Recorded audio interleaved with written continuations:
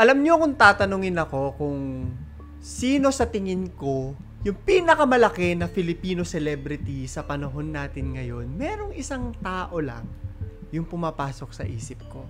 Yung tao na yon, sigurado akong kilala yung lahat, at yan ay si Vice Ganda. I gave this answer kasi bawat kibot, bawat galaw niya, talagang nasa balita. And that's not exaggerating things ha. Talagang lahat ng ginagawa niya, pinapansin talaga. I saw a certain post on social media. Ang sabi, here's why the hate train versus Vice Ganda raised suspicions of a demolition job. Wala kasi talagang araw na hindi ko nakikita si Vice Ganda sa newsfeed ko. Kung makikita nyo sa mga post na to, no, makikita nyo na pare-pareho siya, and it really does raise suspicions. This, in itself, talagang pasok na pasok bilang isang conspiracy theory. For now, ha, it can be proven real, or it can be proven na fake lang to. Only time can tell.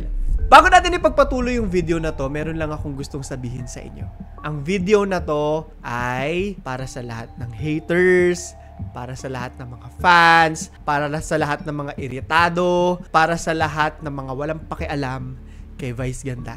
Lahat kayo na nandito ngayon, para sa inyo yung video na to. Alam kong conspiracy theory video to, pero hindi to horror o kung anumang wild idea against or for Vice Ganda. But for me kasi, curious ako, bakit kaya ganito kalaki yung impluwensya ni Vice Ganda? Yun yung pinapasok na conspiracy theory ng utak ko. Ano yung mga ginagawa niya? At bakit every time nakikilos siya, laging pinag-uusapan? Yan yung didiscuss natin ngayong araw. Napakasarap dikdikin at obserbahan. Kasi sure ako, lahat talaga tayo merong matututunan dito. Miski ako nung nire-research ko to, ay ganun pala si Vice, ganyan pala. Why are there people who want to bring her down? And why are there people na ready makipagpatayan para depensahan siya? Nakaka-curious nakaka-curious talagang isipin. So, ang intention ko sa paggawa ng content na to is number one, ang magic word ko talaga is yung insight. I want to be insightful. Gusto ko na mapatanong din tayo sa sarili ko, teka, bakit nga ba ako galit kay Vice Ganda? Ba't busit na busit ako sa kanya? Or bakit ba ako sobrang fan ni Vice Ganda? Bakit lahat ng ginagawa niya talagang dinedepensahan ko? Yun yung gusto ko na itanong natin sa mga sarili natin ngayong araw. And number two is for us to be objective. I want us to see Vice Ganda not as a celebrity, as someone na sikat, but as a person. Hindi lang basta two-dimensional, but lahat ng layers niya. Gusto ko sana na makita natin ngayong araw. Magkaiba kasi yun, yung pagiging celebrity at pagiging totoong tao, kung sino talaga siya. Mahaba-haba yung usapan natin ngayong araw, kaya i-ready nyo yung mga pagkain nyo, yung mga tubig nyo. Ay, refillan nyo na yung mga tumbler ninyo para hindi na kayo aalis. At pag-uusapan natin ngayong araw, ito, ang Vice Ganda Conspiracy Theory. Ito si Vice Ganda. Sabihin nyo lahat ng gusto nyong sabihin. Wala akong pakialam. Bago po tayo magpatuloy, meron tayong 1,000 GCash giveaway. Every month may nananalo po niyan. Sagutin nyo lang din po yung question of the day natin sa dulo ng video na to. And ipopromote ko lang po yung aking TikTok and especially yung aking Instagram. Doon po ako nag-a-update at nagtatanong-tanong kung ano yung mga gusto nyong content or kung ano yung mga pinaggagawa ko sa content natin. So please, if you have time, makiki-follow na lang po sa aking IG. Punta na tayo sa topic natin ngayong araw. Para sa video na to, no, meron tayong 4 na topic na gusto kong daanan. Gusto ko na itong mga bagay na to, himay-himayin natin, buksan natin isa't isa.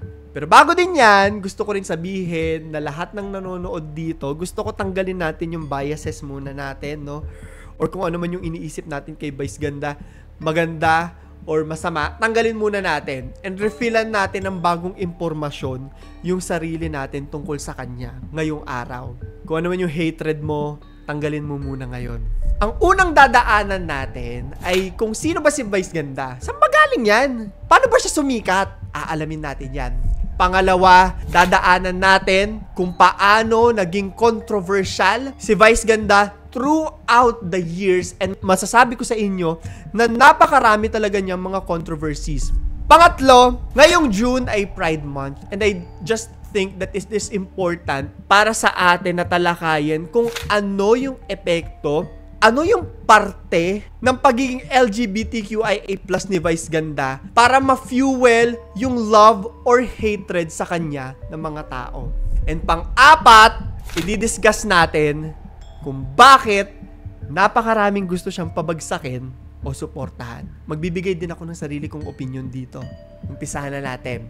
Ito yung rise to fame ni Vice Ganda. Jose Marie Borja Visceral. Yan pala yung totoong pangalan ni Vice Ganda. Pinanganak siya March 31, 1976. Gaya na marami sa atin, no, nag-umpisa siya na hindi naman talaga siya kilala. Puchu-puchu. Yan yung term natin, di ba? Ika nga. Pero lahat naman kasi, miski ako sa pag-YouTube ko, nag-umpisang puchu-puchu din. Lahat tayo ganyan. Kung naliligaw kayo sa YouTube, napakarami ng mga lumang videos na nakakalkal ng mga tao na nagtrabaho sa GMA, ABS-CBN. Napakarami. Kinakalkal nila yan at makikita mo na napakalayo talaga ng itsura niya. Hindi lang yung itsura, pati yung pera niya, kapangyarihan niya dun sa panahon na yon versus kung sino siya ngayon. Gabi po sa inyong lahat mga kaibigan, narito na naman po tayo sa inyong pinakapaboritong programang tinaguriang Beauty School Flash. At syempre ito po ang inyong lingkod, ang katangi-tangi nila lang na nakakapagtakin ng hanging shirt. Na kahit ako po ay nalilito na kung alin po talaga ang bewang at puson. Papasabi yung mga tao, ay wala, ibang-iba si Vice Ganda talaga noon kumpara ngayon. Ngayon, kahit makikita natin na puchu-puchu etong si Vice Ganda, sa pagsasalita pa lang niya, malalaman mo na ay matalinong tao to. Napakabilis ng utak. Hindi madaling makaisip ng mga punchline pagdating sa comedies. Masasabi ko yan sa inyo. Kung tayo yan, alam nyo, nga tayo. Hindi tayo makakaisip ng mga joke agad ng ganun kabilis ng kagaya kay Vice Ganda. So, nag-umpisa yung career niya bilang isang singer or stand-up comedian sa mga katulad ng Punchline or yung The Library sa Maynila. Lumalabas-labas din siya sa TV, kaya nga na sinabi ko kanina, for minor roles. Hindi pa siya sikat. Wala pa nakakakilala. Sino ba si Vice Ganda? At that time, wala talagang makakasabi no, na pag tinignan mo yung itsura niya, itong komedyante na to magiging pinakamalaking celebrity ng Pilipinas. At hindi lang basta-bastang pinakasikat ngayon tas hindi nakilala. I think Vice Ganda is here to stay ng matagalan pa. Alam mo kung susuriin mo yung mga pinaggagawa niya, no? Lahat, simula sa pelikula, music, YouTube, walang flop. Lahat kumikita. And marami rin ng nakikinig sa kanya when it comes to politics. Recently, nakikita ko na very political yung mga approach ni Vice Ganda sa mga social issues eh. Eto ha, importante tong layer na to na sasabihin ko sa inyo. Yung panahon na yan, walang mag-iisip na magiging sikat or magiging pinakasikat ang isang bakla. Totoo yan. Alam ko na napakarami mga artists kahit ngayon sinasabi, hindi ako sisikat kasi bakla ako, kasi tomboy ako, kasi trans ako. And I'm actually glad that we are more progressive ngayon. Isang layer yan sa pag-uusapan natin ngayong araw. Pero, mamaya natin yan i-discuss. And then, after all these small gigs ni Vice Ganda, this is where it happened. Isang araw, I could clearly remember, kino-commercial pa nila to, in-announce na magkakaroon ng Showtime. Showtime pa nun, di ba? Kung hindi ako nagkakamali, sa Madla. Hindi pa siya It's Showtime. Napakaraming nanonood dito. Miski ako. Isa ako sa mga nagbababad talaga. After ng, hindi ko alam kung sabay ba yung face-to-face at It's Showtime, pero palipat-lipat kami doon noon eh. Isa ako sa laging nag-aabang na performances. Yung Showtime, noon, hindi pa siya parang kagaya ng Itbulaga na variety show, ay na noontime variety show. Para siyang para siyang talent show lang. Ganun lang, napakasimple lang noon. Eto na, ang pagkakaalam ko, hindi naman ata talaga dapat parte ng Showtime si Vice Ganda. Nahahakot lang siya dyan eh. Napadaan lang si Vice Ganda dyan. Pero hindi alam na nakararami na yun pala yung destiny niya, ang mapaupo doon. Hindi siya kasali sa mga original na hosts. Merong mga set of judges sa Showtime, hindi ko alam kung naabutan nyo pa to ha. Pero yung mga tao, hindi ko na rin maalala, sorry, pero hindi ko alam kung yung mga tao yung nagbobotohan kung magtutuloy ba for the next week yung hurado na tinatawag o hindi na. Ang sabi sa mga nabasa ko, please confirm kung totoo to o hindi, pero pinalitan niya si Long Mejia. Silong Mejia na judge din. And Vice, being the exagerada that she is, talagang pasikat siya. Kaya nga may magpasikat, di ba? Nagpapasikat talaga siya. Alam niya na eto na, yung extend ako, gagalingan ko. And I could clearly remember kung bakit siya sumikat. Panahon namin to, I think I was in college. Every day, may parang compact mirror si Vice. Hindi ko lang kung ano yung ginagamit niya, pero may parang flip phone siya. Hindi totoong phone. Alam ko parang makeup kit lang ata yun. Tapos sasabihin niya, may nag-text! Alam ko na alam niyo yan. Diyan nag-umpisang sumikat si Vice Ganda. May nag-text! At dahil dyan sa paandar ni Vice Ganda na may nag-text, araw-araw na siyang inaabangan ng mga tao, napakarami namin, no, na nag-aabang sa kanya palagi. Dun sa mga paandar ni Vice Ganda na yan. Ngayon, she wasn't a one-trick pony. Isa lang yan sa mga sumikat sa kanya. Ang dami pa. Kung hindi ako nagkakamali, yung mga exagerada, Don Zulueta Moco. Hanggang ngayon, napakarami pa rin pauso ni Vice Ganda. At ito yung mga bagay na ina-absorb at inaabangan ng mga tao sa kanya na masasabi mo, matalino talaga tong tao na to. Hindi lahat makakaisip ng mga ganung mga bagay. Hindi lahat na nagko-comedy nakakatawa. And to be honest, as much as controversial siya, nakakatawa talaga si Vice Ganda. However, comedy is subjective at hindi lahat na-appreciate yung comedy ni Vice Ganda. Anyway, dahil dyan sa mga paandar ni Vice Ganda ay naging mainstay na siya sa It's Showtime. Masasabi ko controversial take, pero masasabi ko na hindi makakarating ngayon ang It's Showtime kung nasaan ito if it wasn't for Vice Ganda. Kung wala si Vice Ganda, I think nasa ibang direksyon sila ngayon. Ito rin yung first time. Napakagulo rin kasi nitong timeline ng mga Battle of Noontime shows. Pero ito yung first time I think ko na nagkaroon talaga ng competition yung Itbulaga. Sobrang sikat ng Itbulaga eh. After nyan, talagang nag-snowball na. 'Di ba? Alam mo yung snowball pag pinaandar mo, palaki ng palaki. Ganon yung nangyari sa career ni Vice Ganda. Umaarte-arte na siya. Natuwa sa kanya yung management ng ABS-CBN na kinukuha na siya sa mga project. Yung hindi ako nagkakamali, pina-acting din siya. Pinature yung personal niyang buhay sa maalaala mo kaya. And then nagkaroon na siya ng sarili niyang pelikula. Yung Petrang Kabayo na sobrang iconic. Siya yung sumunod na nag-take ng role na yan after Roderick Paulate. Napakagaling ni Roderick Paulate. Sinasabi ko sa inyo, lagi ako nanonood ng mga palabas niya sa Cinema One, mga ganyan. And sinasabi nila na si Vice Ganda raw yung next Roderick Paulate. So kung sino man yung mga nagmamanage kay Vice, talagang lahat ng klase ng project binibigay sa kanya.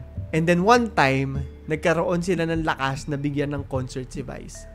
Napakaraming mga concerts ni Vice na inaabangan talaga. I think yung isa, may nag-text sa Araneta. Yun ata yung first na concert niya. Pakilagay na lang dito. Hindi ko lang maalala kung ano yung eksaktong pangalan.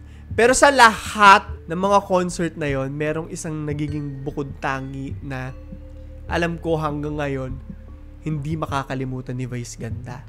This is the part, I think, na naging unang major controversy, unang major hurdle sa career at buhay ni Vice Ganda. And it involves Miss Jessica Soho, na alam natin na napakadami ang rumirespeto. Hanggang ngayon, nakikita ko sa mga topics online na they are still using this against him. Hinga tayo malalim ha. Ngayon kilala na natin kung saan galing si Vice Ganda. At na-open na natin yung topic ng controversies niya. Dadaanan natin isa-isa yung mga naging issue niya throughout the years. At tong una na nga dyan, itong joke niya kay Miss Jessica Soho. May 2013, 11 years ago, ang pangalan ng concert ni Vice Ganda ay I-Vice Ganda Moco, na napakaraming mga sikat na umattend dyan. Named after dun sa isang paandar niya rin, no, na Don Zulueta Moco. Bubuhati ng ganun si Don Zulueta ni Richard Gomez. Ganun. Vice Ganda made this joke about the highly respected news reporter Miss Jessica Soho. I don't want to say the exact joke, the exact words, but it involves mga biktima ng karahasan. At yung biktima na yon, imaginein mo na biniktima siya ng isang napakalaking grupo to say. Dito, I think nag-umpisa yung napakalalim na hatred against Vice Ganda. And I could clearly remember, grabe yung gigil ng mga tao sa kanya. Isa sa mga gigil na yon si Arnold Clavio. Talagang very vocal siya. Itong Vice Ganda na to, ganyan. Kasi si ano yun eh, Jessica Soho yun. Maraming nagmamahal na doon. Especially yung mga katrabaho niya, na mahal siya na napakatagal na taon na. I could understand kung bakit galit si Arnold Clavio. Pati Gabriela ha, sa school, siya yung topic ng mga teacher. Alam niyo yung hindi na nagtuturo yung mga teacher. Talagang kinukwentuhan na lang mga estudyante. Ayan yung nangyari noong panahon noon kay Vice Ganda. Siya na talaga yung pinag-uusapan. It was body shaming. It was insensitive. And I think, hindi rin alam ni Vice at hindi siya aware kung gaano siya kasikat at gaano ka-impactful yung mga ginagawa niya. It was that time kasi na bago-bago lang din yung social media. Dati kasi kahit anong sabihin at gawin mo, wala naman pakialam yung mga tao for as long as nakakatawa ka. Wala pang offensive noon. Si Vice, yung isa doon sa nakapasok sa era na yon.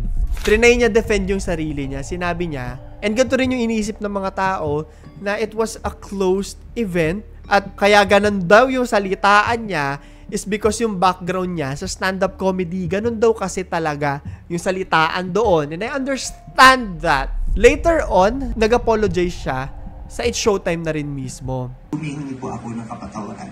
Kung di niyo po ako kayang patawarin sa ngayon, sana po balang araw mapatawad niyo po ako. Dahil inuulit ko po, yun po ay isang biro lamang. Ang sabi niya, sinubukan niya pang tawagan si Miss Jessica. Eto, galing sa memorya ka lang ha. Sinubukan niyang tawagan si Miss Jessica Soho. And if hindi ako nagkakamali, wala sa research namin to pakitama ako, na nung pagtawag niya, nung nalaman ni Miss Jessica Soho na siya yung kausap, parang sinabi na, I'm sorry, wala ako sa mood, or parang busy ako. And makikita mo dun sa apology ni Vice na talagang affected siya sa mga nangyayari. Si Jessica Soho ito, pasensya ka na kasi hindi maganda ang timpla ko ngayong araw na ito. Kaya sabi ko naman, okay po. So, is it okay if I just call you later or tomorrow or some other day? Ang sabi niya, I don't think so. Ngayon, sa mga turn-off events nito mga nakaraang taon, si Vice Ganda ay nagtatrabaho na po sa GMA. Diba? Nandun na yung It's Showtime ngayon.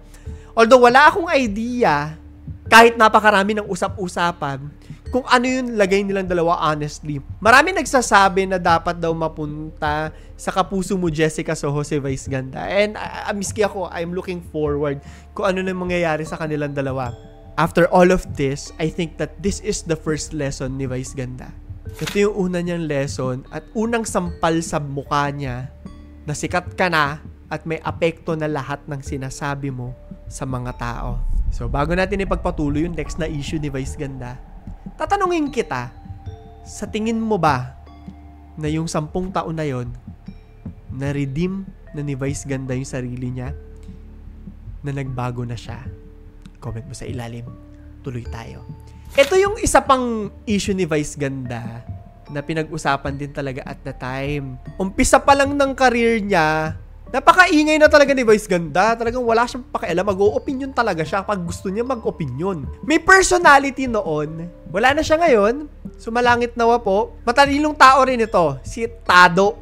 Matalino siya to the point na meron ding conspiracy theory na siya si Bob Ong. Pero that's a topic for another episode. Titingnan natin ang mga susunod. Actually, gusto kong i-topic si Bob Ong sa susunod na mga araw. Pero tingnan natin kung mag-hit yung ganitong content natin. I-like nyo lang to.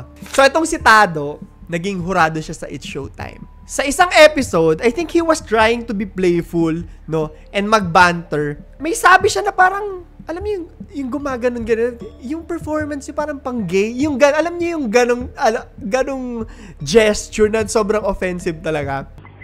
Parang pang-gay yung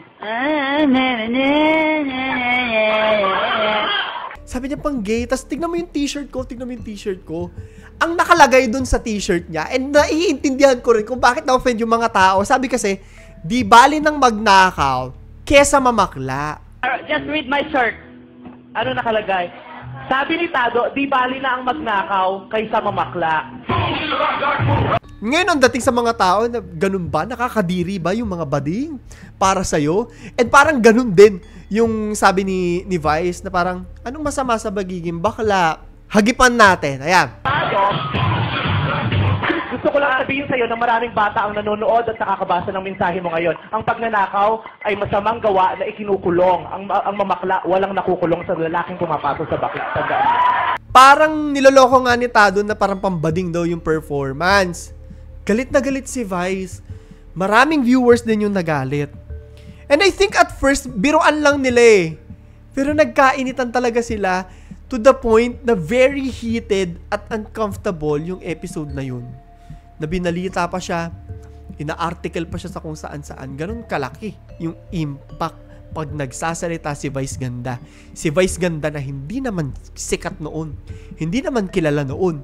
Hindi naman alam kung saan nanggaling noon. Unang pagpasok niya pa lang, maingay na talaga siya. Kinalauna, nag-apologize naman sila sa isa't isa. Nagkabati sila sa It's Showtime din mismo. Nakita ko na humingi ng sorry si Tado din. He was just trying to be playful daw. Si Vice din nag-sorry. Pakitama ako, pero parang nagyakapan pa sila. No? Nag-love-love pa sila na tinatawag. Punta tayo sa next issue. Merong isa din kay Nora Honor. Ang sabi ni Nora Honor, parang hindi daw siya kasi agree sa mga pinaggagawa at pinagsasabi ni Vice. Kaya ayaw niya maging hurado sa It's Showtime. That's another issue. May isa pa regarding the issue with Sherry Hill, but this issue is actually beautiful. Kasi may isang performance si Vice Ganda na pinanood ni Miss Sherry Hill. Ang sabi niya, Vice, pasensya ka na, hinusgahan kita agad. Nananiwala ako sa sinasabi ng mga tao tungkol sa'yo. And nung nakita niya yon, sabi niya, thank you for showing your true self sa akin. It was so beautifully said. Na ang daming naiyak talaga. Miski ako naiyak din nung nakita ko. Ang dami pa niyan ha. Marami pa tayong mga hindi nahahagip. Ang pinaka-recent na issue ni Vice Ganda is yung fake accusation of malice. Hindi ko na to nagawa ng content, pero isa to sa mga dahilan kung bakit meron tayong Vice Ganda conspiracy theory ngayon. It involves yung mga contestants ba ang tawag? Pero pa guests. Sabihin na natin guests ng segment nila na especially for you. So parang yung isang guest doon, parang hahalikan daw yung isa. Parang gano'n, parang binesuhan. To which Vice reacted na hindi mo dapat ginagawa yan. May demanda something pang gano'n. This issue is why we are discussing all these conspiracy theories. At nagbunga kung bakit meron mga conspiracy theories na ganyan nga na pinag-uusapan ngayon. I'm sure lahat kayo, bago pa kayo mapunta dito, napuntahan nyo na yung content ng ibang mga content creators at napanood nyo na lahat ng topic, lahat ng opinion, lahat ng reaction videos about this. So, i-skip na natin yan. Yung next issue na pag-uusapan natin will introduce us sa next topic din ng ating video, which is Vice Ganda being a member of the LGBTQIA+ community. Nakaka-apekto ba to sa kanya? Ano yung naging papel nito sa pagiging tao, pagiging celebrity ni Vice Ganda?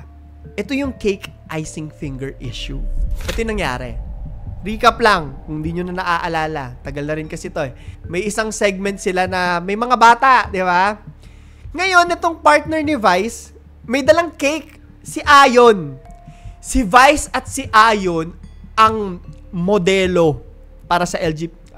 Opinion ko lang to pero sila yung pinakaharap na modelo ng isang LGBTQIA+ couple.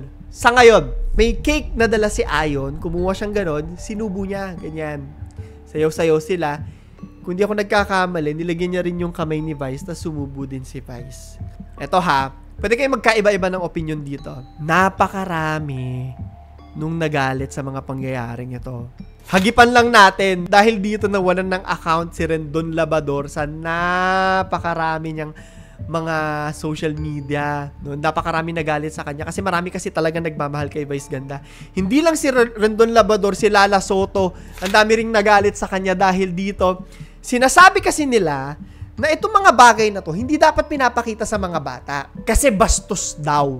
sexually fueled, kung hindi ako nagkakamali. I think ganon yung pinopronta ng mga tao. To which sinasabi ng iba, normal sa TV yan. Napakaraming ganyan na nangyayari sa Itbulaga, yakapan ng mga mag-aasawa, halikan ng mag-aasawa, and it's something na dapat daw pinapakita sa mga bata.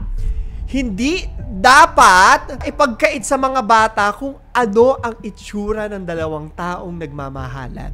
For as long as hindi sexual, obviously, di ba? Dito ngayon papasok yung panibagong layer naman ng usapan natin ngayong araw. Kaya ba ini-issue lang tong si Vice Ganda? At kaya ba napakarami yung mga galit at gigil sa kanya dahil bading siya? Dahil bakla siya, bayot, gay?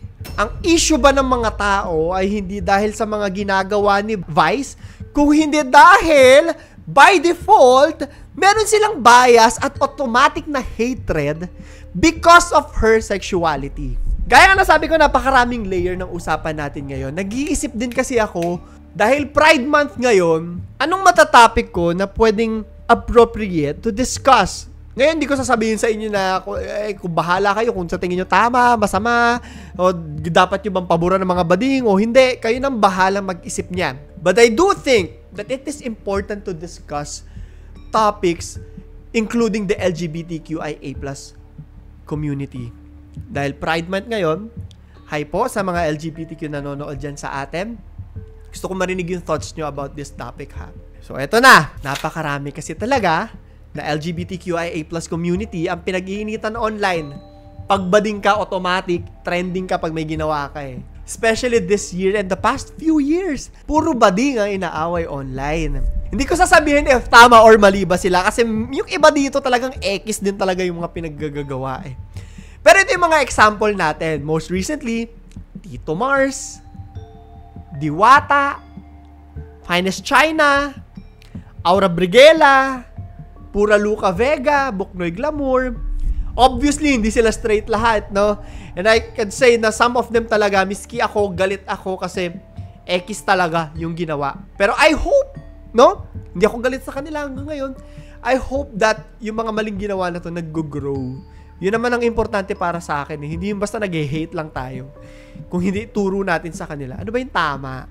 Diba? And I hope mag-grow ka, matuto ka dyan para maging mabuting tao ka. Oh. Yun lang yung akin. Recently, Vice Ganda is very vocal pagdating sa LGBTQIA+ rights. In fact, kaya nga nasabi ko kanina, sila talaga yung forefront ng partner nila, no, ng representation ng sangkabaklaan. Sila yung pinakamalaking example. Sila yung nasa picture sa, kung may libro man, no? Sila yung nasa picture, sila yung gamit na picture, sila yung gamit na poster. Pag LGBT, importante ang representation sa ating lahat. Hindi lang para sa sangkabaklaan, hindi lang para sa mga tomboy o kung sino ka man, Pilipino, Amerikano. Importante yan. Importante na meron tayong model na tinitingala. Mapastraight ka o hindi, meron talaga tayong kailangan, ay, eto yung gusto kong mangyari sa buhay ko. Siya yung example. Sasabihin ko sa inyo, no, na hindi kasi talaga, especially sa LGBTQIA+ community, hindi kasi talaga lahat naniniwala na kaya nilang sumikat or maging successful kasi walang example. Hala, sino ba yung trans na sikat? Wala. Paano ako sisikat? Kung trans ako, paano ako sisikat? Naiintindihan nyo yung ganon? Wala namang bading na sumisikat at nagtatagumpay sa mga career nila. Paano ako sisikat? Pero nakakatuwa lang that there are a lot of people who are shattering those walls. Punta na tayo ha. And uulitin ko yung tanong ko sa inyo. Marami bang galit kay Vice Ganda because of her sexuality? Comment nyo sa baba. Ito na yung conspiracy theory part ng video natin. Para sa pinakapahuling parte ng video natin, i-discuss na natin yung conspiracy na yan. Yung post ko na makikita mo talagang gustong-gusto talaga siyang patumbahin ng mga tao. Galit na galit talaga sa kanya. Hindi lang bastang awayin, pabagsakin. Nandyan si Rendon Labrador, nandyan si Christopher Min na alam natin galit na galit talaga sa kanya. Silang dalawa. Hindi ko alam kung last year ba o a few months ago talagang nag-aaway talaga sila every time na may pasaring sa isa't isa. Napakarami mga memes kay Vice at saka kay Christopher Min. Pati mga tao nakikisali sa away. Kung kayo nang bahala dyan, no? And then there are people who are homophobic. Matik, ayaw talaga nila kay Vice. Matik, Ayaw talaga nila mag-succeed si Vice, di ba? Hindi ko alam kung ano yung eksaktong quote. Paki-correct po ako. Pero meron tayong kasabihan na we love seeing giants go down. Gusto natin magpatumba ng mga higante. And sa puntong to, higante talaga si Vice Ganda. The ongoing topic about Vice Ganda ngayon is that she is a bully. Napakarami nag-i-speak out about this. Si Nico, and then there's another Nico, and then pinag-uusapan nila si Ogie Alcacid, sumusobra daw si Vice. Ako, personal opinion ko, I think minsan sumusobra si Vice. Pero hindi naman natin lugar kung ano yung nararamdaman ng mga tao. I think it's important that people are speaking out, diba? Makinig din tayo sa kanila. Anyways, pupunta na tayo sa opinion ko regarding this matter. Sa napakarami ng diniscuss natin ngayong araw, ano yung take-away ko na meron tayong matututunan? Una, Vice Ganda is an icon. Vice Ganda is a giant. Galit man ako sa kanya o hindi, malaki ang impact niya sa tao. I don't see her going away anytime soon. Marami pa siyang mga makakalaban. And Vice, being the giant that she is, I think it's important na sabihin natin sa kanya, Vice, ito yung nakikita kong mali ka. At the end of the day, gusto natin na nag-grow ang mga tao. At the end of the day, hindi tayo naninira for the sake na bumagsak ang mga tao, but for us all to grow. Hindi ako fan, hindi ako hater ni Vice, pero kung makikita kong mali si Vice, sasabihin ko din. Sasabihin ko rin sa kanya. 'Di ba? Matalinong tao si Vice, nakikita ko nag-grow talaga siya. Kaya masarap din siyang suportahan. Number 2 takeaway ko dito is napaka-importante ni Vice Ganda sa LGBTQIA+ community. Imaginein mo kung gaano kagigil ang mga tao kay Vice. Paano pa yung mga normal na mga bading? Normal na mga tomboy? Lahat ng pain ng LGBT ay joke lang. Joke lang sa mga tao. Memes lang. Diba? Totoo yung mga baklang hinahampas. Nilulublob sa drum. Binubugbog. And joke lang to. Deserve mo yan. Babading-bading ka kasi.